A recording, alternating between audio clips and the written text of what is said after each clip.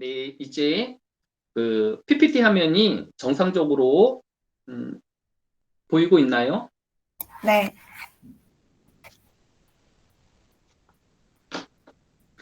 2022년 3월 24일 논리적 사고와 합리적 비판 제4주차 첫 번째 시간 강의를 시작하도록 하겠습니다.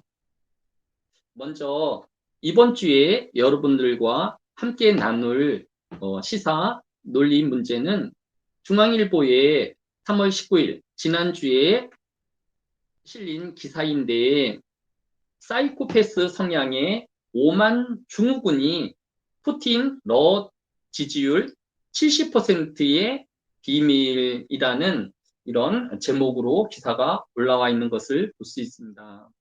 우리 이명희 학생은 지금 러시아하고 우크라이나가 전쟁 중인 것 알고 있나요? 네.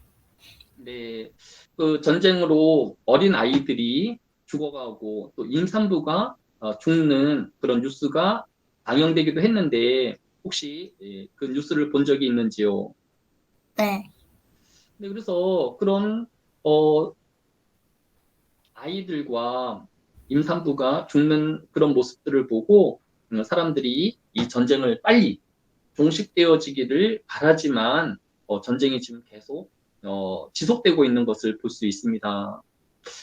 왜 모든 사람들이 이 전쟁을 말리고 있고 또 러시아 자체도 10,000명 가까이 또 군인들이 죽었다고 해요. 당연히 이 전쟁은 뭐 지구의 어느 나라 사람도 원하지 않는 일인데 왜 전쟁이 그치지 않을까요? 우리 반장은 왜 전쟁이 끝나지 않는 것 같은가요? 어, 사람은 욕심이 많아서요. 맞습니다. 지금 이제 중앙일보에서 어, 왜 사람들은 합리적으로 또 논리적으로 생각하면 전쟁을 그만두어야 하는데 왜 이 전쟁이 지속되어지는가에 포커스를 맞춰서 이 논설을 쓰고 있는데 높은 신분에서는 상식조차 발견하기 어렵고 휘황찬란한 신분에서는 그곳에 사는 하인들조차 거만하다라고 하였습니다. 이 말은 유벤 알리스라는 사람이 한 말인데 혹시 반장은 건강한 신체에 건강한 정신이 깃든다라는 말을 들어본 적이 있나요?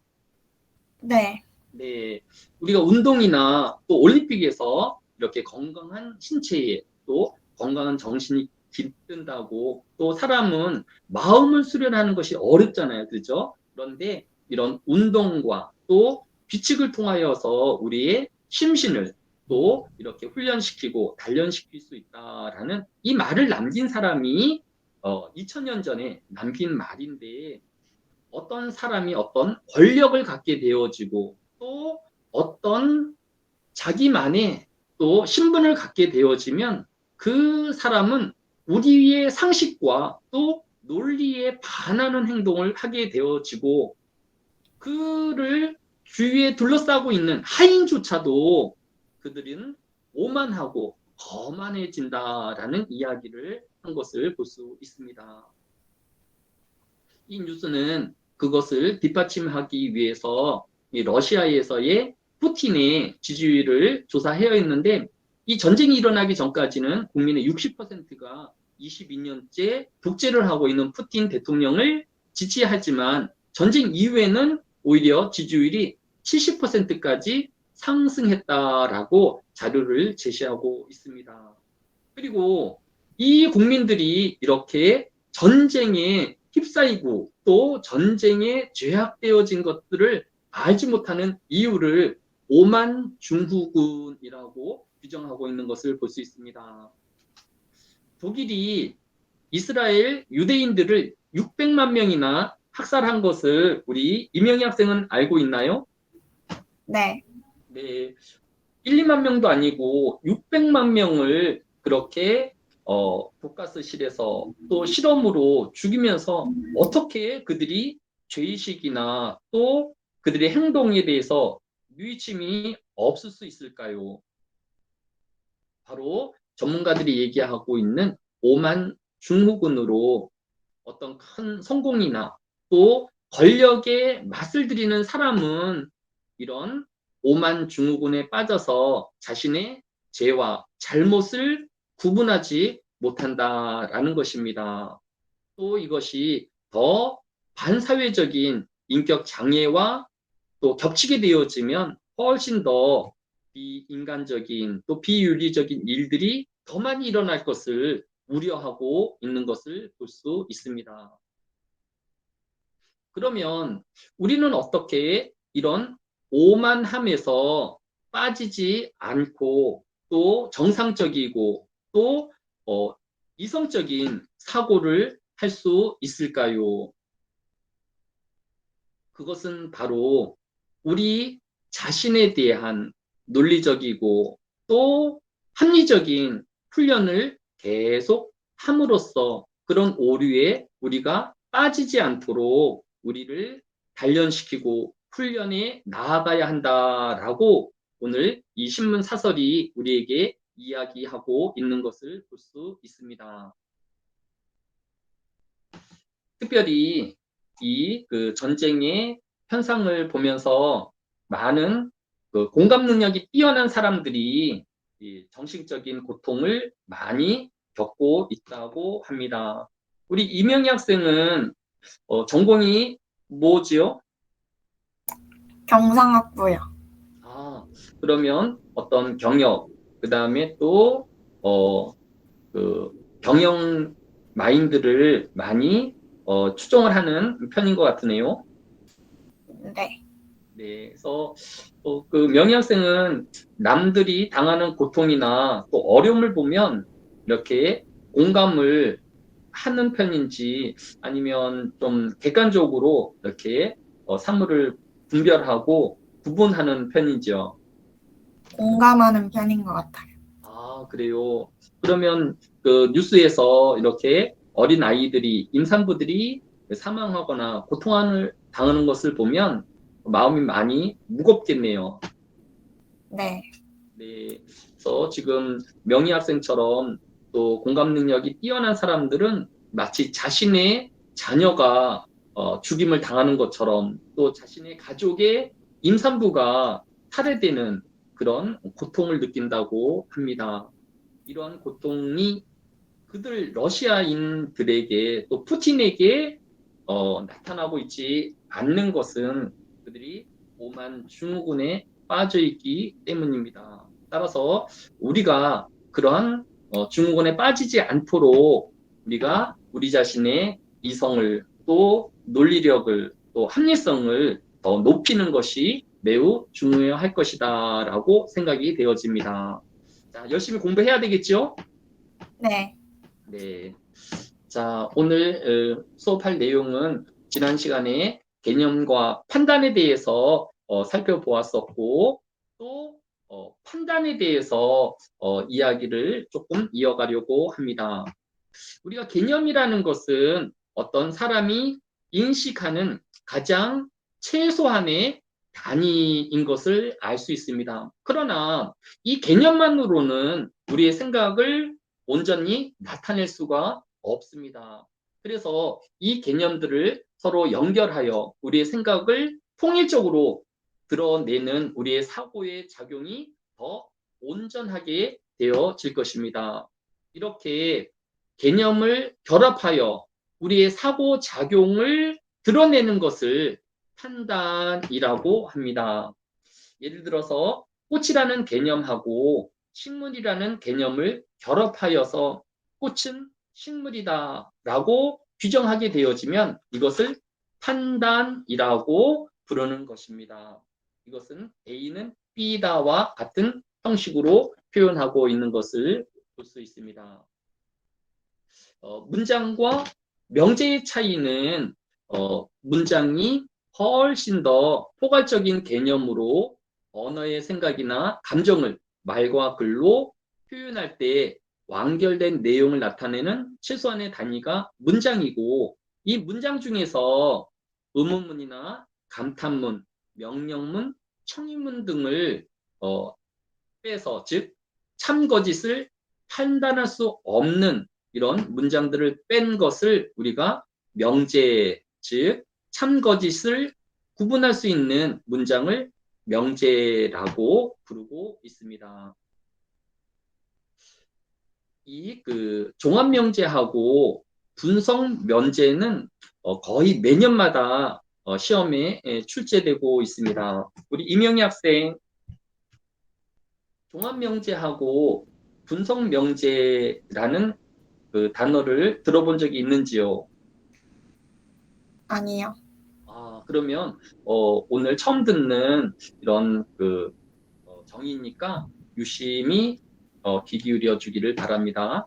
종합명제라는 것은 주어의 개념 속에 수로의 개념이 포함되어 있지 않아서 주어의 개념 안에 외부로부터의 경험이나 관찰 등과 같은 어떤 새로운 개념이 첨가됨으로써 성립되는 명제를 종합명제라고 부르고, 분석명제란 주어의 개념 속에 수로의 개념이 포함되어 있기 때문에 외부로부터 경험이나 관찰이 필요 없이 그 자체로 참인 명제를 우리가 분석명제라고 부르고 있습니다.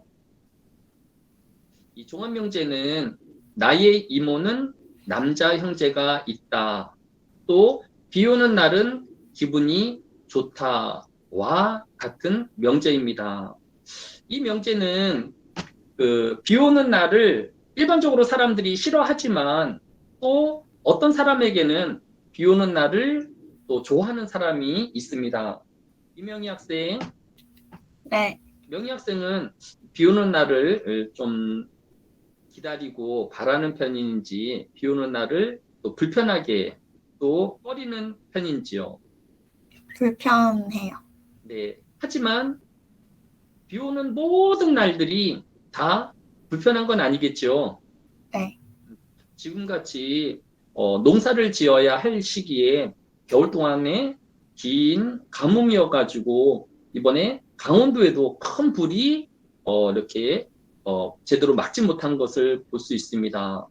이럴 때에는 비를 싫어하던 사람들도 비가 오면 얼마나 마음이 기쁘고, 또 농부들에게는 더할 나위 없는 좋은 선물이 되어질 수 있을 것입니다. 따라서 이렇게 외부의 어떤 변화, 또 상황에 따라서 달라질 수 있는 것을 우리가 종합명제라고 합니다. 그런데 이 종합명제와 달리 분석명제는 주어 개념 안에 수로의 개념이 포함되어 있어요. 예를 들어서 총각은 결혼하지 않는 남자다. 또 고래는 포유동물이다. 라고 이야기를 하면 결혼하지 않는 남자가 총각인 것을, 또 고래는 알을 낳지 않고 새끼를 낳는 포유동물에 속한다라는 것을 우리가 미루어 짐작할 수 있는 것입니다. 자, 우리 이명희 학생, 네. 앞에 설명한 가언 명제에 대한 문제를 한번 풀어볼까요? 이 문제에서 야유회의에 참여하는 사람의 숫자는 몇 명일까요? 2명이요. 정답이 두 명이 있어버렸네. 그러면 A, B, C 들 중에서 누구와 누구일까요? 일단 1번과 먼저 3번이요. 네, 3번은 먼저 참여를 한다고 했으니까 A는 참여하고, 그 다음에 A가 참여했으니까 1번에 A가 참여하면 C도 참여. 따라서 참여하는 사람의 숫자는 A하고 C인 것은 먼저 결정되어지는 거죠. 그런데 그 다음으로 뭐로 가야 될까요? 몇 번으로 가야 될까요? 4번이요. 그렇죠. 그런데 C가 참여를 하면 D는 불참이니까 이제 D는 자동적으로 불참이 되는 거죠. 네. 자, 그럼 몇 번으로 가야 될까요?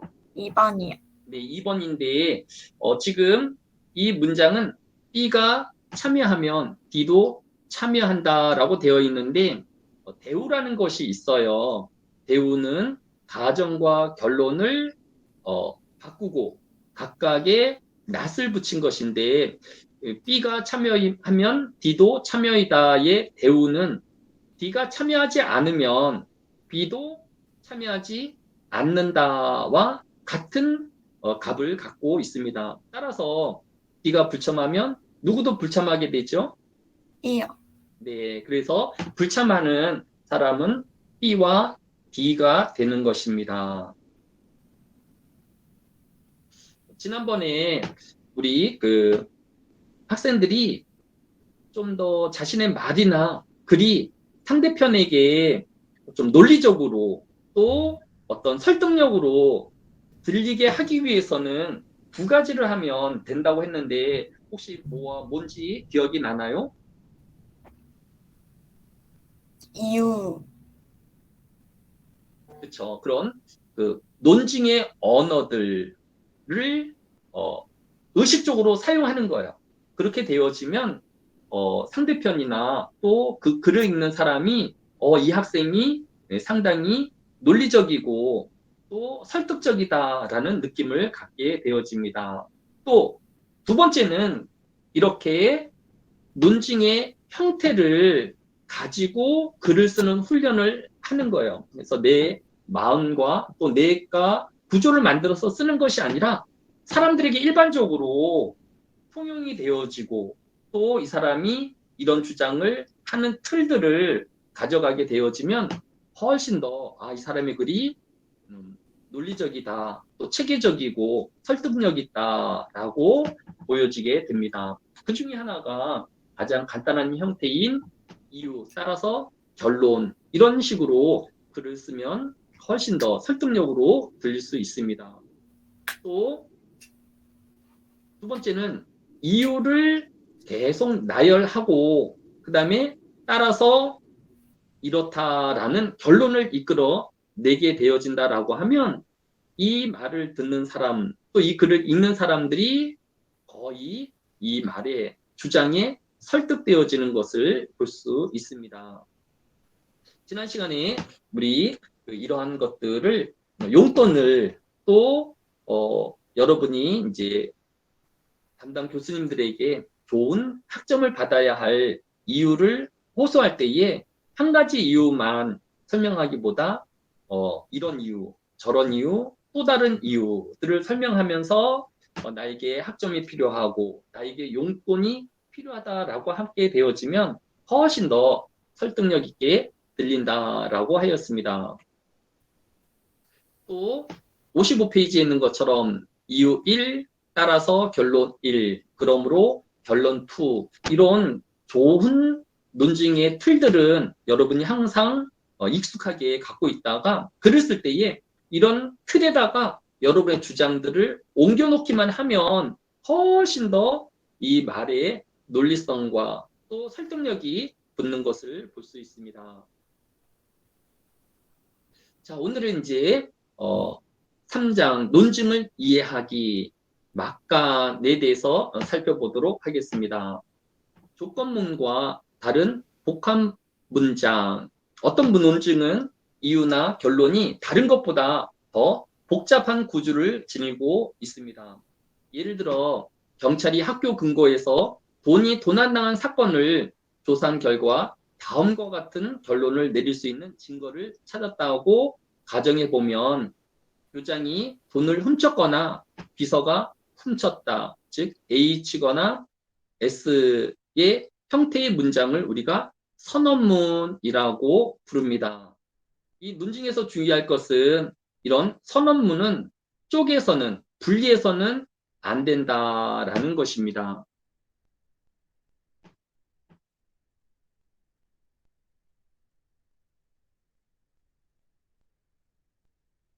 우리 교재 63페이지 밑에서 세 번째 줄에 보면 다음 결론이 이유를 주장하는 논증은 무엇인가? 피고인이 살인사건이 일어난 날 밤 자신이 행적에 대해 거짓말을 하고 있다면 그 사람은 아마 유죄일 것이다. 피고인은 살인사건이 일어난 밤 자신이 행적에 대해 거짓말을 하고 있다. 따라서 그 사람은 아마 유죄일 것이다. 문장은 거의 비슷하지만 이 두 문장 중에서 결론에 이유를 주장하는 논증은 1번일까요? 2번일까요? 우리 반장. 2번이요. 네. 피고인은 살인 사건이 일어난 밤 자신이 행적에 대해 거짓말을 하고 있다. 따라서 이 사람이 아마 유죄일 것이다가 이 결론의 이유를 주장하는 논증이 되어지는 것입니다. 우리 교재 65페이지 첫 번째 줄에 보면 논증과 설명에 대한 구분을 설명하고 있습니다. 논증을 제시할 때 쓰는 표현과 아주 비슷한 표현을 사용하여 설명을 제시하는 경우가 종종 있습니다. 예를 들어서 제인은 그 남자에게 화가 났다. 왜냐하면 이 남자가 제인의 차를 들어 받았기 때문이다. 이 글은 논증이라기보다 설명문에 가까운 것을 볼 수 있습니다. 왜냐하면 결론을 설득하려는 것이 아니기 때문입니다. 또 1번을 보면 온실가스 배출을 제한해야 한다. 왜냐하면 온실가스는 오존층을 파괴하기 때문이다. 이 글은 설명문보다는 논증글에 더 가까운 것을 볼 수 있습니다. 또 지구의 운석이 떨어졌기 때문에 공룡이 멸종했다라고 되어져 있는 것은 공룡이 멸종한 것을 설명하고 있기 때문에 이 문장은 설명문으로 보는 것이 더 가깝다라고 이야기할 수 있습니다. 반장, 네. 네, 혹시 반장은 교재를 구입했나요? 아니면 교재를 구입하지 않고 있나요? 아직 구입을 못했어요. 네, 제가 이제 5주차부터는 여러분에게 그 우리 토론실에다가 우리 PPT 화면이나 또 그 PDF 파일에 자료를 올려놓을 예정이에요. 왜냐하면 지금은 여러분이 수업에 좀 집중하고 또 제가 말하는 것이라든지 수업 형태에 어서 익숙해지기 위해서 지금 자료를 더 제공하고 있지 않지만 그래서 어, 교재의 구입 여부는 이번 주 한두 주간 더 살펴보면서 필요하다 싶으면 구입해도 될 것 같아요. 자, 이제 워크숍을 조금 진행을 하고 그 다음에 또 이어서 수업을 진행하도록 하겠습니다. 오늘 진행할 4주차 워크숍은 백석대학교의 도서관을 이용하는 것입니다. 매주 월요일마다 우리 반장이 학교를 등교하고 있는데 혹시 백석대학교의 도서관을 가본 적이 있나요? 아니요. 어디 있는지는 아나요? 아니요. 우리 백석대학교의 가장 중앙에 높은 언덕 위에 있는 그 건물이 도서관 건물이에요. 저는 우리 백석대학교에서 박사학위를 취득하였는데 그 도서관에 꼬박 1년 동안 매일 가장 늦게까지 이 논문을 준비를 하였습니다. 우리 백석대학교의 독서관처럼 시설이 잘 돼 있고 또 자료가 이렇게 빠짐없이 잘 갖춰져 있는 도서관도 많지 않을 것 같습니다. 명희 학생은 어떻게 도서관을 한 번도 안 갈 수가 있지요? 갈 일이 없었어서 못 네, 이제 갔어요. 조금 있으면 중간고사를 앞두고 각 교수님들이 이제 보고서라든지 또 이런 과제를 부과를 하게 되어질 거예요. 그때는 아마 도서관을 더 많이 이용할 수 있을 것 같습니다. 그런데 문제는 지금 이 코로나 시국이라서 여러분들이 이 학교에 더 자주 가지 못하고 또 이 도서관을 이용하기 어렵다는 것입니다. 그래서 오늘은 여러분들이 이제 저희 과목에도 보고서를 제출하고 또 워크숍에 또 여러분의 그 자료를 첨가하여서 완성해야 될 일들이 많이 있는데 이것은 여러분 내부에 있는 자료로는 불가능해요. 외부에 있는 자료를 인용을 해서 가져와서 보고서를 완성해야 되기 때문에 그래서 먼저 여러분들이 학교에 가지 않더라도 우리 백석대학교의 도서관에 있는 자료들을 읽을 수 있습니다. 어떻게 읽을 수 있을까요? 혹시 이명희 학생은 전자책이라는 것을 혹시 경험해 본 적이 있나요? 아니요. 아, 요즘은 출판사에서 종이로 책을 출간하기도 하지만 요새는 이제 이런 핸드폰이라든지 아니면 노트북으로 책을 볼 수 있도록 PDF 파일로 전자책으로 가격에 책을 판매하고 있습니다. 조금 더 저렴하게. 그러면 그것을 구입한 사람은 좀 더 여러 기기를 통해서 이 책을 읽을 수 있습니다. 자, 명희 학생은 종이로 된 책하고 이렇게 PDF 파일로 핸드폰이라든지 노트북이라든지 이런 기기를 통해서 책을 읽을 수 있다라고 하면 어떤 매체를 사용할까요? 저는 종이로 된 책이요. 아직까지는 종이 책에 더 익숙해져 있는 거죠. 네. 네. 그런데 그 전자책이 한 2, 30% 정도 저렴하다고 하면 그래도 종이로 된 책이 좋아요. 이명희 학생은 상당히 이렇게 고전적인 또 이런 직관을 또 이렇게 중요시 하는 것 같아요. 그런데 필요에 따라서 이런 전자책이나 또 이런 전자도서를 참고로 해야 할 때도 있겠지요. 네. 네, 그래서 방법을 익혀두는 것은 나쁘지 않을 것 같아요.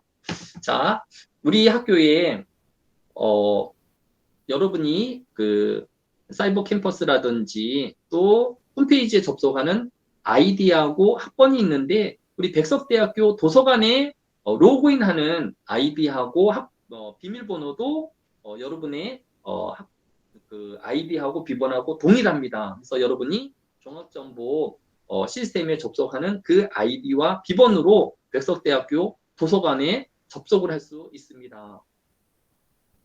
우리 학교 홈페이지 아래쪽에 보면 백석대학교 도서관이라는 배너가 있어요. 그래서 클릭하면 바로 도서관으로 연결할 수 있습니다. 두 번째는 우리 학교의 책이 상당히 많은데 옛날 책 말고 올해와 작년, 즉 2021년하고 2022년에 출간된 따끈따끈한 신착의 책을 여러분이 한 권 대출받으면 됩니다.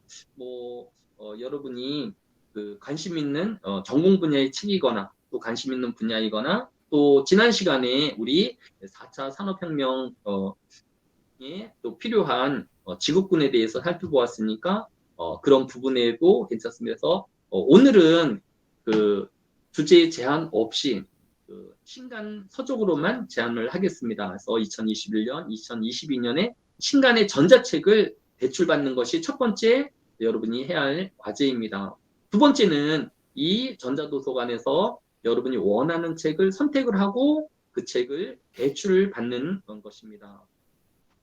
자, 이렇게 대출을 받았으면 10분 동안 해야 될 워크숍이니까 이 책에 한 5페이지 또는 뭐 두세 페이지만 읽고 그 책의 내용을 우리 토론 게시판에다가 독후감을 올려놓는 것으로 워크숍을 하려고 합니다. 그래서 우리 토론 게시판에 지난번에 했던 것처럼 제목에다가는 여러분의 이름하고 여러분이 선택한 책, 그 다음에 출판된 연월, 그 다음에 저자를 우리 제목에다 쓰고, 그 다음 내용에다가는 두세 줄 정도의 독후감을 제출하면 됩니다. 한 장.